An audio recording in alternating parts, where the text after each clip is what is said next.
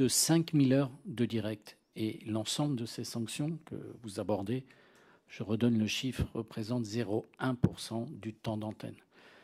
Vous imaginez ce que c'est que 5000 heures de direct, ce qui correspond à quasi 3 heures en direct tous les soirs.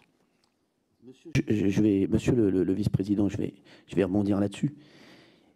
Il faut que vous sachiez, comme je vous l'ai dit, qu'on a des équipes qui font un travail incroyable, qui fait qu'aujourd'hui, vous savez, avec nos petits moyens, parce qu'on n'a pas les moyens de France Télévisions ou de TF1 pour promouvoir notre émission. Vous savez, nous, on n'a pas TF1 ou M6 ou France 2 pour promouvoir nos émissions. Voilà, on est, mine de rien, la chaîne premium du groupe. Enfin, il y a Canal qui est pas une chaîne qui est une chaîne voilà d'abonnement, donc voilà, qui est une chaîne payante. Donc forcément, nous, on est la chaîne.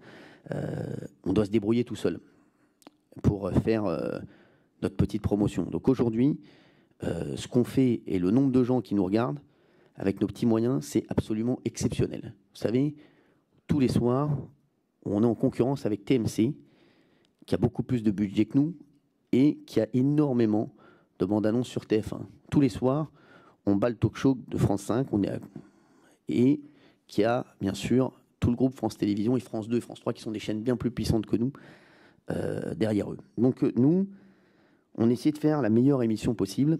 Et sachez que vous m'avez parlé donc de 30 sanctions. Chers collègues, vous pouvez repréciser, monsieur le vice-président, vous pouvez repréciser rapidement les questions. C'est bon. Donc oui, non, la question portait non pas sur la qualité ou la manière de faire les émissions, mais plutôt sur les conséquences de ces sanctions. Vous évoquez effectivement que c'est pas beaucoup par rapport au nombre d'heures, mais c'est pas ça la question. La question, c'est 32 ou 33 sanctions. Donc c'est les conséquences, est-ce que vous les pesez sur les salariés, sur le social?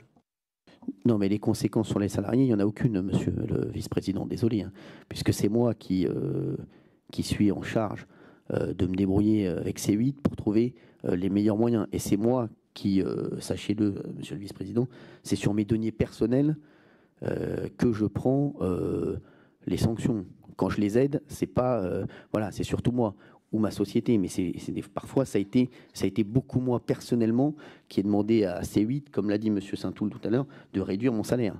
Voilà, donc je vous le dis, ça n'a aucune, voilà, ça n'impacte pas du tout les salariés. Sachez-le, ni de Canal+, ni de C8, ni de H2O, hein, on est d'accord. Oui, alors, mais c'était sous-entendu, mais vous ne l'avez peut-être pas compris, mais la question était pesée sur le social. Si jamais votre chaîne n'était pas renouvelée sur la TNT, il y aurait donc un impact social sur votre carrière, certainement, mais également sur les salariés. Vous avez bien raison de le dire. Mais vous savez, voilà, vous avez bien raison de le dire. Ça prouve bien que, et vous avez raison de souligner le fait qu'on ait énormément de salariés et qu'on fasse travailler énormément de gens. Vous savez, moi, mon succès, je le partage.